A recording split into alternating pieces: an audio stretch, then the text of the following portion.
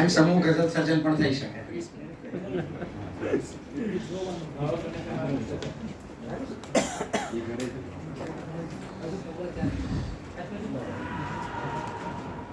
નીચે પેલા વગર ને જય નીચે પેલા સિમ્બોલ પર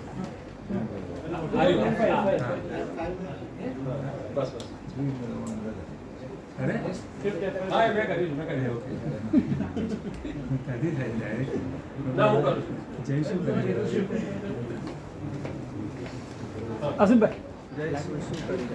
તો આપણે છેલ્લે આ શેર પર અટકેલા હતા. લાઈટ બંધ. બધા તૈયાર છો? પાછા આપણે મૂળ તંતુ પાછો પકડીએ. ઓકે, કોઈને કઈ સવાલ હોય તો અત્યારે પૂછી શકે છે. એની ક્વેશ્ચન્સ નથી તો આ આપણે ગાલિબનો શેર જોયેલો. આ ખુશાલ કલ્પાંતનો શેર છે કે એના પગની ઝાંઝરીને ચૂમવા, કે એના પગની ઝાંઝરીને ચૂમવા આજ તો વરસાદ પણ ત્રાસો પડ્યો. તો આ વરસાદ ને સજીવારોપણ કર્યું. વરસાદને આપણે સજીવ બનાવ્યો છે કે પ્રેમિકા પગમાં ઝાંઝર પહેરીને ચાલી રહી છે સુંદરી, અને એના ઝાંઝરને ચૂમવા માટે વરસાદને ત્રાસો પડે છે. તો આ વરસાદનું સજીવારોપણ છે.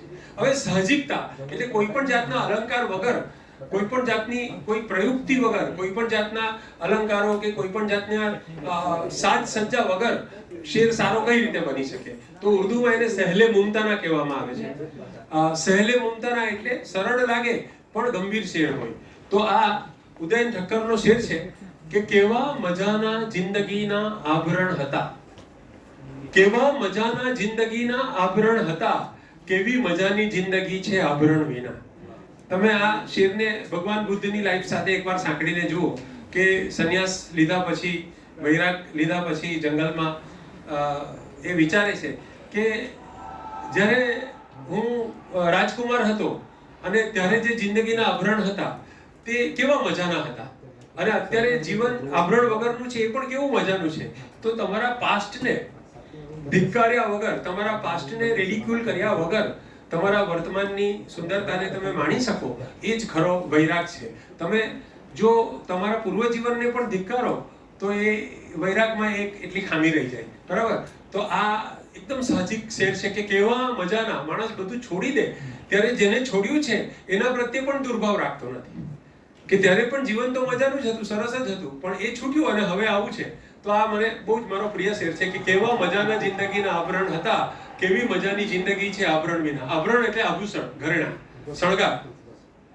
આ મીર તકી મીરનો શેર છે. એક પિક્ચરમાં ગીત તરીકે પણ આવી ગયો છે. પત્તા પત્તા બૂટા બૂટા હાલ હમારા જાને હૈ. પત્તા પાંદડું, બૂટા એટલે કળિયું.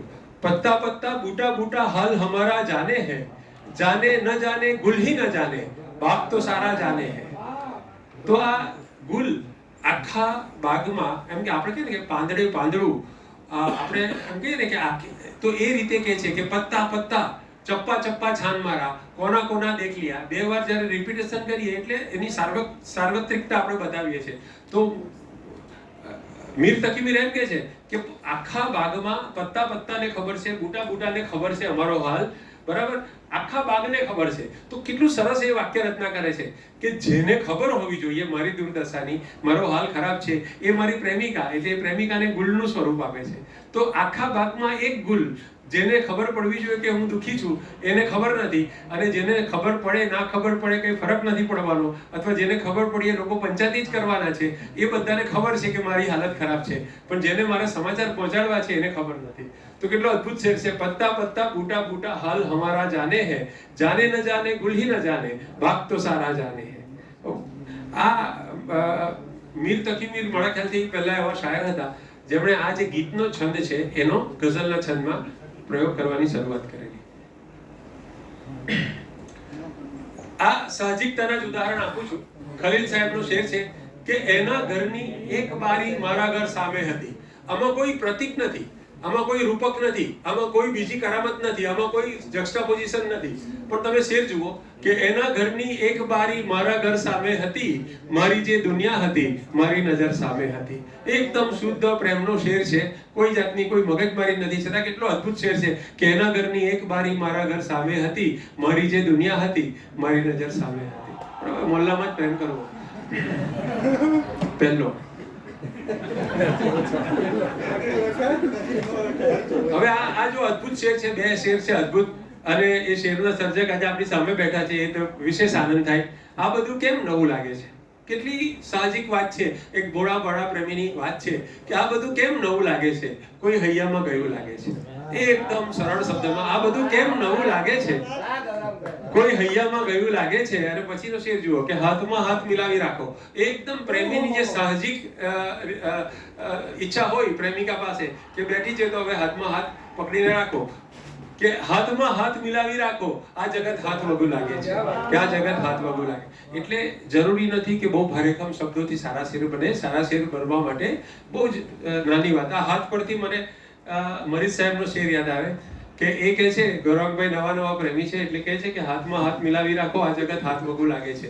અને મરીઝને 25-30 વર્ષ થઈ ગયા લગ્નને, એટલે કહે છે કે ભલે બેઠો હજારો વાર હું એનો હાથ ચાલીને, કે ભલે બેઠો હજારો વાર હું એનો હાથ ચાલીને, પરંતુ એને સમજાયું હજી પણ કે એની નસ ક્યાં છે. રઈસ, મને એના ઘરની એક બારી ઉપર 4 પંક્તિ યાદ આવે છે. સ્વાગત છે. ખલીલભાઈ કહે છે, મારી જે દુનિયા હતી મારી નજર સામે હતી. 4 પંક્તિ સાંભળજો કે આજે તો એવું છે કે બીજાનો હાથ પણ, આજે તો એવું છે કે આ મારો હાથ પણ કોઈ બીજાના હાથમાં ભૂલી જવાય છે. કોઈ પડોશી છોકરીનો પ્રેમ જે રીતે બદલાતા ઘરની સાથમાં ભૂલી જવાય છે. ક્યા વાત, બહુ છે. હવે સાંકેતિક અપૂર્ણ કથન, આનું એક ઉદાહરણ આપણે જોયું કે રમેશ પારેખે જ્યારે લખ્યું કે કાગડો મરી ગયો, તો એમણે એમ નહીં કહ્યું સાથે કે આ સંજય ગાંધી વિશે છે. એમ ત્યારે જ કટોકટી વખતે મનહર મોદીનો એક શેર આવેલો. ત્યારે બધા કવિઓ સામે, પત્રકારો સામે ત્યારે પણ નિયંત્રણો હતા કે ભાઈ આમ લખવું ને આમ નહીં લખવું. તો ત્યારે એમણે લખ્યું કે બને તો એમને કહેજો કે ખુશ્બુ મ્યાનમાં રાખે, કે બને તો એમને કહેજો કે ખુશ્બુ મ્યાનમાં રાખે. બગીચામાં બધા ફૂલોની હમણાં ગાત ચાલે છે, કે બગીચામાં બધા ફૂલોની હમણાં ગાત ચાલે છે. તો ગાલિબ જ્યારે કાર્યરત હતા ત્યારે મોગલ શહેનશાહ બહાદુર શાહ જફરનો સમય હતો. દેશભરમાં મુસ્લિમોનું શાસન હતું અને મુસ્લિમોમાં બ્લાસ્ફેમી એટલે કે ઈશ્વર નિંદા, એની જે સજા છે એ ફાંસી છે, હત્યા છે. તમે જો ઈશ્વરની નિંદા કરો, કે તમે જો ઈશ્વરે જે પાયાની જે કલ્પનાઓ છે એની સામે જો વિરોધ કરો તો તમને ફાંસી ચડાવવામાં આવે. એવા સમયમાં કવિએ એમ કેવું છે કે જન્નત બન્નત જેવું કંઈ હોતું નથી, સ્વર્ગ બર્ગ જેવું કંઈ હોતું નથી. આ બધી તમારી, તો એ હોતું નથી એવો શબ્દ વાપરે, જો ગાલિબ એવો શબ્દ વાપરે તો એમને ફાંસી થઈ જાય. બરાબર, એ હોતું નથી શબ્દ વાપર્યા વગર એ કહે છે કે હમકો માલુમ હે જન્નત કી હકીકત, લેકિન हमको मालूम है जन्नत विषयનું સત્ય હું જાણું છું. हमको मालूम है जन्नत की हकीकत, लेकिन दिल को खुश रखने को गालिब ये ख्याल अच्छा है. દિલને બહેલાવવા માટે આ બધું સ્વર્ગ નરક ને આ બધું કયામત ને આ બધો વિચાર સારો છે, બાકી હું જાણું છું કે આવું કંઈ હોતું નથી એવું કહ્યા વગર. એટલે સાંકેતિક અપૂર્ણ કથન, ખાસ કરીને તમારે ધાર્મિક બાબતો વિશે કે સેન્સિટિવ બાબતો વિશે લખવાનું હોય ત્યારે તમે અપૂર્ણ કથન કરો છો અને સંકેત મૂકીને છોડી દે છો. હવે હેમેન શાહનો શેર છે કે છે રસ્તે રસ્તે શઠ ઊભા છે. રસ્તે રસ્તે શઠ એટલે લુચ્ચા માણસો, વિલન. રસ્તે રસ્તે શઠ ઊભા છે. મંદિર મસ્જિદ મઠ ઊભા છે. મંદિર મસ્જિદ, હવે એ એમ નથી કહેતા કે મંદિર મસ્જિદ અને મઠ માં જ શઠ છે. આપણે રામ મંદિરના ફાળામાં જોયું, પણ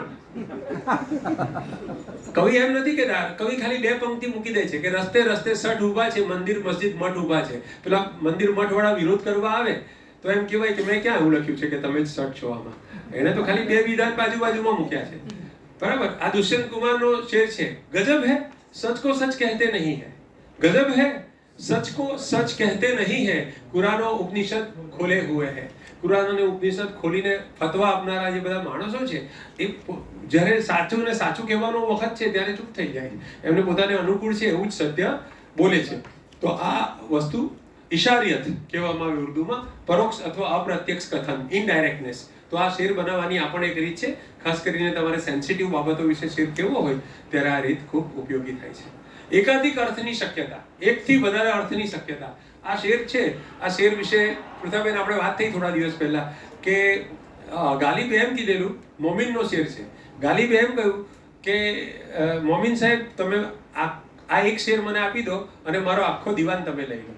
આ એક શેર પર ગાલિબ એટલા બધા ફિદા હતા. આ શેર શું છે? તુમ મેરે પાસ હોતે હો ગોયા જબ કોઈ દૂસરા નહીં હોતા. આના પરથી એકદમ થર્ડ ક્લાસ રૂપાંતર ગીતમાં કોઈએ કર્યું છે. તુમ મેરે પાસ હોતે હો કોઈ, એ એકદમ એમાંથી જે બે મહત્વના શબ્દ છે એ જ કાઢી નાખ્યા, ગોયા અને જબ. તો ગાલિબ એટલે મોમિન એમ કહેવા માંગે છે કે જ્યારે તુમ મેરે પાસ હોતે હો ગોયા જબ કોઈ દૂસરા નહીં હોતા. હવે આની પહેલી લીટીને પહેલા વિચારો કે જ્યારે હું એકલો હોઉં છું, મારી સાથે બીજું કોઈ નથી હોતું, એ એકાંતમાં મને જાણે તું હાજર હોય એવો અનુભવ થાય છે. કવિ શું કહેવા માંગે છે? જબ કોઈ દૂસરા નહીં હોતા, જ્યારે બીજું કોઈ નથી હોતું ત્યારે તું મારી પાસે હોય એવો મને અનુભવ થાય છે. તો આ શેર પ્રેમિકા અને ઈશ્વર બંનેના અર્થમાં, દૂસરા અહીંયા દ્વૈતના અર્થમાં છે. જબ કોઈ દૂસરા નહીં હોતા, જ્યારે હું અને તું એક થઈ જઈએ છીએ, બરાબર, જ્યારે હું અને ઈશ્વર બંને એક થઈ જઈએ છીએ ત્યારે દ્વૈત નથી રહેતું, અદ્વૈત થઈ જાય છે. તુમ મેરે પાસ હોતે હો ગોયા જબ કોઈ દૂસરા નહીં હોતા, જ્યારે હું એકલો હોઉં છું, મારી સાથે બીજું કોઈ નથી હોતું, એ એકાંતમાં મને જાણે તું હાજર હોય એવો અનુભવ થાય છે. ગોયા એટલે જાણે, બરાબર. તો આ અદ્ભુત શેર છે.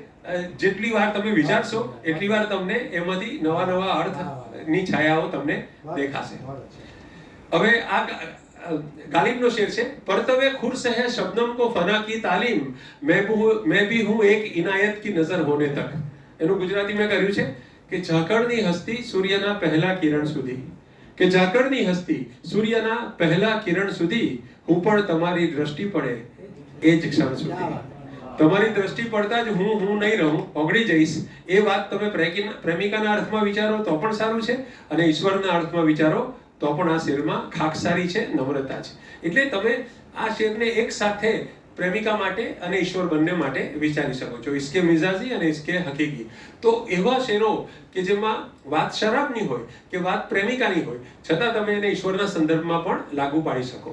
હવે એક મલ્ટી લેયર્ડનેસનો શેર છે કે કેટલા સ્તરો હોય શેરના, એનું એક ઉદાહરણ સમજાવું છું. નથા કુછ તો ખુદા થા, આ ભૂલથી ના લખાઈ ગયું છે. નથા કુછ તો ખુદા થા, कुछ न होता तो खुदा होता, डुबोया मुझको होने ने, न होता मैं तो क्या होता. ગાલિબનો શેર છે. આ એક જ શેરમાં આપણે આ મારા 4 દીવાન આપી દઉં હું એમને. न था कुछ तो खुदा था, कुछ न होता तो खुदा होता, डुबोया मुझको होने ने, न होता मैं तो क्या होता. હવે પહેલી લીટીમાં ગાલિબ એમ કહે છે મારા, અને બીજી લીટીમાં કહે છે કે મારા આ હોવાપણાએ કે મારા અસ્તિત્વએ જ મને બરબાદ કર્યો છે. હવે ત્રણ અલગ અલગ રીતે, જો હું જન્મ્યો ન હોત, ન થા કુછ તો ખુદા થા, કુછ ન હોતા તો ખુદા હોતા. હું જો જન્મ્યો ન હોત તો હું પરમાત્માનો જ અંશ હોત. હું શિવમાંથી જીવ થયો એટલે બધી તકલીફો ઊભી થઈ, બાકી તો હું શિવ હતો. એમ કે હું જન્મ્યો ન હોત તો હું પરમાત્માનો જ અંશ હોત.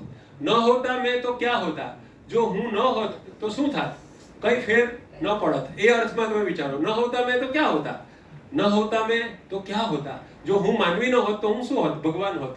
તો એ અર્થમાં પણ આ શેરને તમે જોઈ શકો છો. આ શેરને તમે જેટલી વાર વિચારશો, જેટલું ધ્યાનથી વિચારશો, એટલા તમને એના લેયર્સ ખબર પડશે.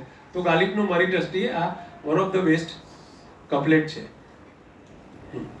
હવે સુરાય આફાકી, મુકુલભાઈએ વાત કરી કે શેરની અંદર એક સનાતનતા, એક વૈશ્વિકતા, યુનિવર્સાલિટી, બરાબર. સનાતન સુસંગતતા હોય. અમુક શેર એવા હોય કે તમે 50 વર્ષ પછી વાંચો, 100 વર્ષ પછી વાંચો, 200 વર્ષ પછી વાંચો તો પણ એ શેર તમને મિનિંગફુલ લાગે. તો આ એક શેર મરીઝનો મને બહુ ગમે છે કે આવીને આંગળીમાં ટકોરા રહી ગયા, સંકોચ આટલો ન કોઈ બંધ દ્વાર દે. આપણે કોઈના પાસે મદદ માંગવા, પ્રેમિકાની વાત છોડી દો, એમણે સમજો કે પ્રેમિકાની વાત કરી છે, પણ બીજા અર્થમાં જોઈએ કે આપણે કોઈની પાસે કંઈક માંગવા જઈએ છીએ, મદદ માંગીએ છીએ, કંઈક સલાહ માંગીએ છીએ, અને આપણને જતા સંકોચ થાય છે. કોઈના બંધ દ્વાર છે, આપણને ટકોરા મારતા પહેલા એમ થાય છે કે આ મને સરખો જવાબ આપશે કે કેમ, અથવા દરવાજો ખુલશે કે કેમ, અથવા મારું અપમાન કરીને કાઢી તો નહીં મૂકે ને, એવો એક ડર આવી જાય. એની વાત મરીઝ સાહેબ કરે છે. તો એ એમ નથી કહેતા કે ટકોરા મારે મારવા નથી. એ શું કહે છે, આવીને આંગળીમાં ટકોરા નીકળ્યા મગજમાંથી કે છાતીમાંથી, હૃદયમાંથી અને આખા હાથમાંથી પહોંચીને આંગળી સુધી પહોંચ્યા. એટલે એક ગતિ બતાવે છે કે આવીને આંગળીમાં ટકોરા રહી ગયા. એટલે મગજમાંથી ઓર્ડર છૂટ્યો કે મારો ટકોરો વાંધો નથી, પણ છેલ્લે આંગળી જેણે એક્શન લેવાની હતી, મુકુલભાઈ હાથની વાત કરી, આમાં છેલ્લે આંગળી સુધી ગઈ કે આંગળી જેણે એક્શન લેવાની હતી એ આંગળી અટકી ગઈ. The mind started the process of asking a favor, but when the favor, the request for the favor reached to the finger, આંગળી પોતે અટકી ગઈ. આવીને આંગળીમાં ટકોરા રહી ગયા. સંકોચ આટલો ન કોઈ બંધ દ્વાર દે. મારી દ્રષ્ટિએ મરીજ સાહેબનો પણ આ one of the best couplet છે. આ જુઓ, મહેરબા હો કે બુલા લો મુझे ચાહો जिस वक्त मैं गया वक्त नहीं हूं કે फिर आ भी न सकूं. તો આ ગાલિબનો શેર છે. તો આ બધા શેરો એવા છે કે એને કોઈ 25 વર્ષ નવી જેન ઝી આવે કે જેન આલ્ફા આવે કે જેન બીટા આવે, જે દિવસે આ શેર સમજશે એ દિવસે વાહવા કરશે જ આના પર.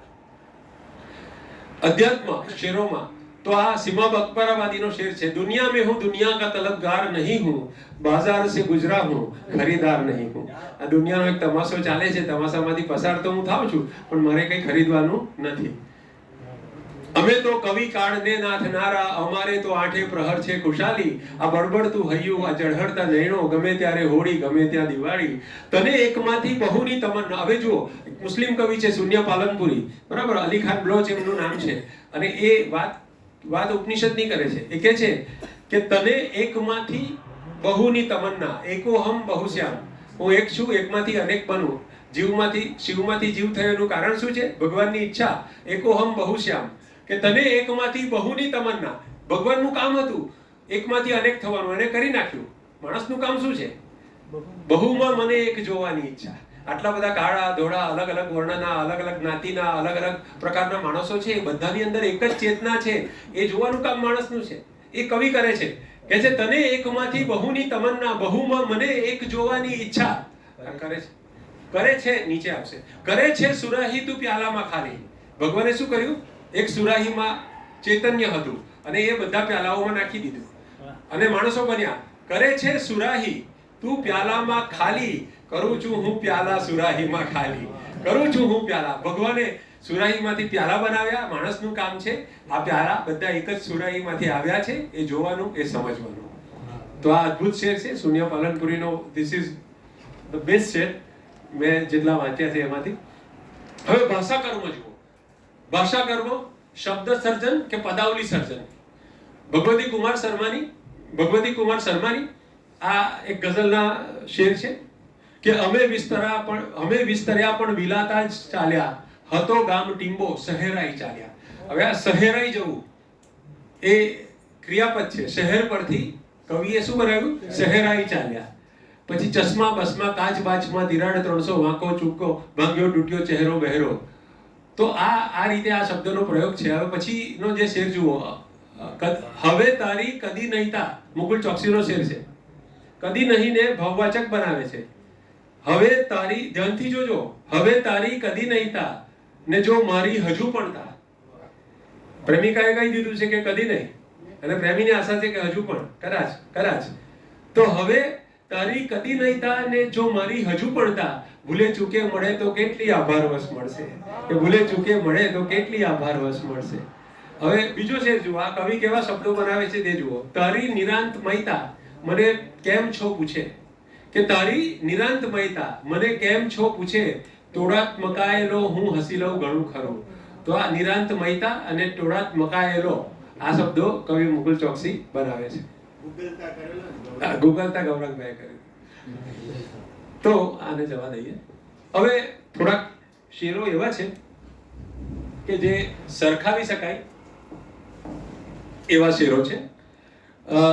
બે શેર છે, બંનેમાં ભાવાર્થ કદાચ સરખા છે, પણ બંને શેર પોતપોતાની દ્રષ્ટિએ એકબીજાની નકલ નથી. બંને શેર ઉત્તમ છે. એવા થોડાક શેરો અહીંયા મૂકું છું હું. ये નથી हमारी किस्मत કે વિશાલે યાર હોતા, અગર और जीते रहते यही इंतजार होता. ગાલિબ સાહેબે લખ્યું છે અને મરીઝનો શેર છે. ધ્યાનથી જઈ સાંભળજો હા, અને તમે મને કહેજો કે આમાં શું ફરક છે. પ્રથમથી જો ખબર હોતે તો હું જીવી નહીં શકતે. પ્રથમથી જો ખબર હોતે તો હું જીવી નહીં શકતે. કે આખી જિંદગી વીતી જવાની છે ભરોસા પર. તો આ બે શેરમાં શું ફરક છે, મને કોઈ કહેશે?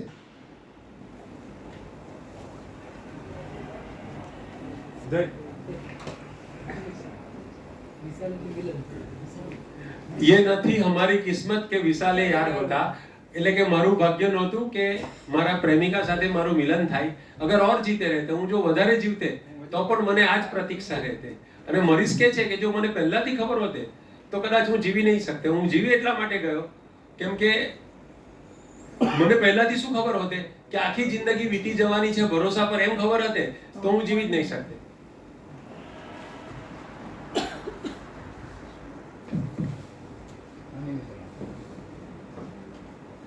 એટલે ગાલિબને એટલી શ્યોરિટી છે કે એ મળવાની જ નથી, એટલે એ મરવાની જ વાત કરે છે ડાયરેક્ટ. એ નથી અમારી કિસ્મત કે વિશાલે યાર હોતા, એનું મિલન થયું એવી તો કિસ્મત જ નહીં હતી. ને જો હું વધારે જીવતો તો અહીંયા જ મારે ઇંતજાર કરવો પડશે. એટલે એ મરી જ જવાની વાત કરે. અને અગર ઓર જીતે રહેતે હા. વધારે જીવી. આના પર આમાં પ્રતીક્ષાનો મહિમા છે એની અંદર. હા, છે ને કે હું પ્રતીક્ષા તો કરતે જ, વધારે જીવતે તો પણ હું પ્રતીક્ષા કરતે. અને અહીંયા આ ઊંધી વાત કરે છે. પેલામાં પ્રતીક્ષાનું મહિમા થાય છે કે એ મને વિશ્વાસ છે અને એ પ્રતીક્ષા મારી રહેતે જ. જ્યારે આમાં હું પ્રતીક્ષા છોડી દેતે. ના, એ એમ કે છે વિશ્વાસની વાત છે આમાં. ના, પેલામાં ટ્રસ્ટ છે. એ જો આમાં છે ને પહેલું આ સમજવાનું, મરીઝ છે પ્રથમથી જો ખબર હોતે કે આખી જિંદગી ભરોસા પર વીતી જવાની છે તો હું જીવી નહીં શકતે. એટલે આનો અન્વય આ છે કે મને જો પહેલાથી ખબર હતી કે આખી જિંદગી ભરોસા પર વીતી જવાની તો જીવી નહીં શકતે, પણ હું જીવી ગયો એ આશામાં ને આશામાં કે મને ભરોસો હતો, મેં ખોટો ભરોસો રાખ્યો એમ. તો મરીઝને ખબર છે કે હું હવે જીવનના અંતે એમ કહું છું કે મેં આખી જિંદગી ખોટો ભરોસો રાખ્યો એટલે જીવી ગયો. જો મને ખબર હતી કે આ ભરોસો ખોટો જ છે તો હું જીવી નહીં શકતે. અને ગાલિબ એમ કે છે કે હું વધારે પણ જીવતે તો પણ મને ઇંતજાર જ રહેવાનો છે કેમ કે તું તો આવવાની હતી જ નહીં. એટલે એક પળ એના વિના તો ચાલતું નહોતું.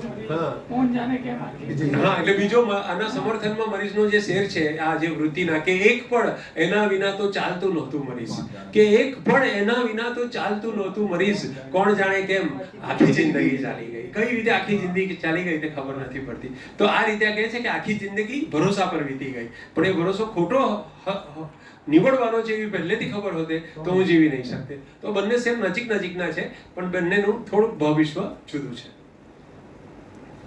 હવે આ કોણ સમજાવશે? વિવેકભાઈ.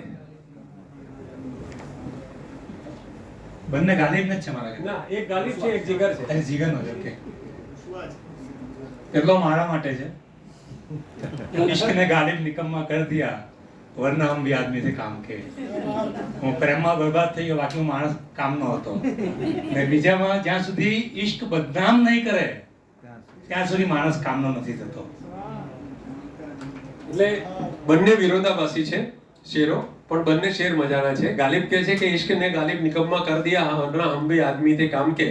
અને જીગર કહે છે કે ઇશ્ક જબ તક ન કર ચુકે रुश्वा, ઇશ્ક જબ તક ન કર ચુકે, માણસ પ્રેમમાં પડીને અપમાનિત ના થાય ત્યાં સુધી માણસ કામનો થતો નથી. ગાલિબ કહે છે કે પ્રેમમાં પડીને માણસ નકામો થઈ જાય. આ કહે છે કે પ્રેમમાં પડ્યા પછી, પ્રેમના આમાં ઠોકર ખાધા પછી માણસમાં અકલ આવે. એટલે પ્રપોનન્ટ છે, લવનો પ્રપોનન્ટ છે. હા. જ્યારે ગાલિબ નથી. હા, ગાલિબ છે એ ના પ્રોપોનન્ટ તો છે પણ એ કે બરબાદ થવું હોય તો જ આમાં પડજો. જ્યારે આ કહે છે કે ના શક્યતા છે પ્રેમમાં પડીને હેરાન થઈને નિષ્ફળ નીવડીને પણ તમે જીવનને એક જુદી રીતે જોઈ શકો છો. તો બીકોઝ કે આ પહેલો શેર હતો ગાલિબે લખેલો અને આ પછી એમના 50 વર્ષ પછી લખાયેલો શેર છે. એટલે ગાલિબના ધ્યાનમાં આ શેર નહોતો પણ એમના ધ્યાનમાં આ શેર હતો અને આના જવાબમાં જ આ લખ્યું છે જીગરે. ઓકે, હવે આ શેર છે પરવીન શાકિરનો અને આ છે જાવેદ અખ્તરનો. ગૌરવભાઈ વાંચો ને, અને પછી કઈ શબ્દ સમજ નહીં પડે તો મને પૂછો. खिलौने पा लिए हैं मैंने लेकिन मेरे अंदर का बच्चा मर गया है. मरीज़ ख्वाब को तो अब शिफा है मगर दुनिया बड़ी कड़वी दवा थी. खिलौने पा लिए શિફા हैं એટલે ટ્રીટમેન્ટ. સારું છે, સારું છે. શિફા એટલે રાહત છે.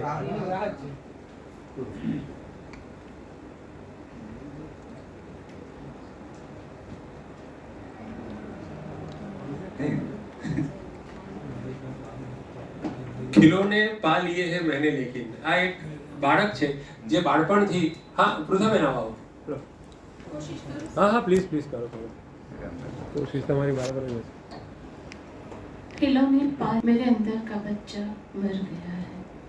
પરવીન શાકિર કહે છે કે મળી ગયું છે બધું, પણ એને રમવાવાળું અંદરનો આત્મા, ઈચ્છા એ મરી ગઈ છે.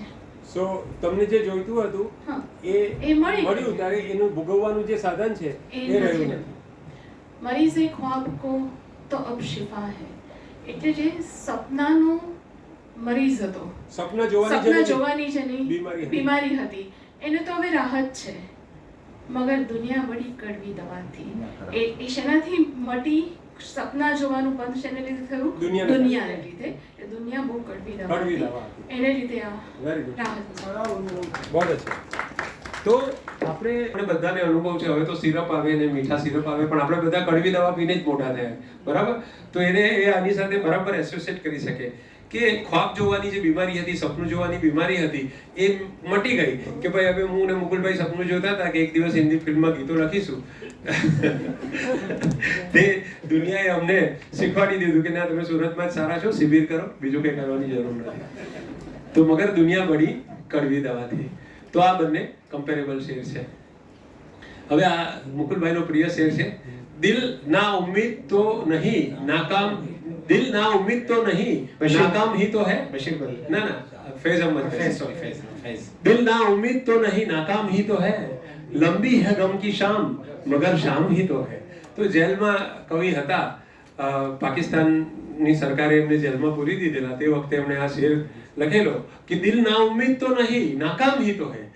હું નિષ્ફળ છું પણ હતાશ નથી. આજ મતલબનો ઘાયલ સાહેબનો બી એક શેર છે કે હતાશાને હું નથી હું હારને પલટાવવા દેતો હતાશામાં. તો લંબી હે ગમ કી શામ મગર શામ ही तो है. રાત પડવાની સવાર થવાની છે. હવે આ ગાલિબનો શેર જુઓ. સેકન્ડ 1857 ની આસપાસનો સમય છે. આખું દિલ્હી ધ્વસ્ત થઈ ગયું છે અંગ્રેજોના પ્રકોપના કારણે, વિપ્લવ પછી.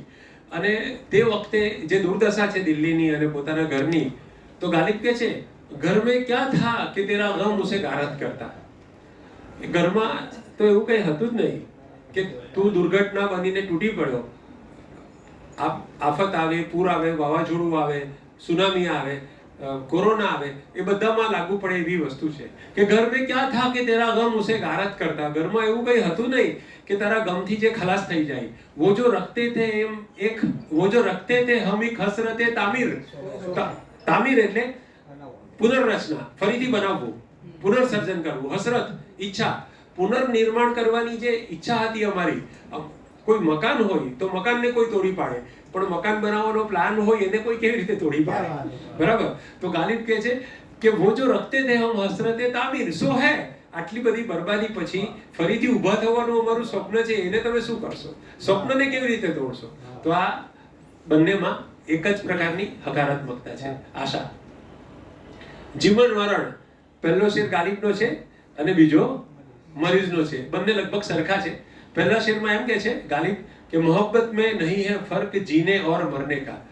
પ્રેમમાં જીવવું શું ને મરવું શું, उसी को देखकर जीते हैं जिस काफिर पे दम निकले.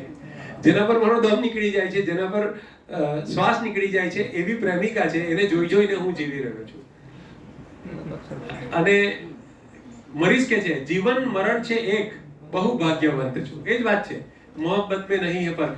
જીવન મરણ છે એક, બહુ ભાગ્યવંત છું. તારી ઉપર મરું છું હું તેથી જીવંત છું. તારી ઉપર મરું છું હું તેથી જીવંત છું. અને આ પણ એ જ બંનેની જોડી છે. ગાલિબ કે છે મત પૂછ કે ક્યા હાલ હે મેરા તેરે પીછે. તારી પાછળ પ્રેમમાં હું કેટલો બરબાદ થયો તે તું મને ન પૂછ. મત પૂછ કે ક્યા હાલ હે તેરા મેરા તેરે પીછે. તું દેખ કે ક્યા રંગ હે તેરા મેરે આગે. તું દેખ કે ક્યા રંગ હે તેરા મેરે આગે. અને મરીઝ કે છે હું તને જોતે તો દુનિયાને પછી જોતે નહીં, ને તું મને જોતે તો જોતી થઈ જતે દુનિયા મને. તો ઘણીવાર એક જ વિચાર પરથી બે અલગ અલગ શેરો બને છે અને બધા શેરો સારા હોય છે. તને ચાહું તારા ચાહનારા. હા, એ તો એટલે આપણે નકલની વાત નથી કરતા, આપણે સરખાવી શકાય એવા સારા શેરોની વાત કરીએ છીએ. હા, તો આપણે એક ચા માટે નાનકડો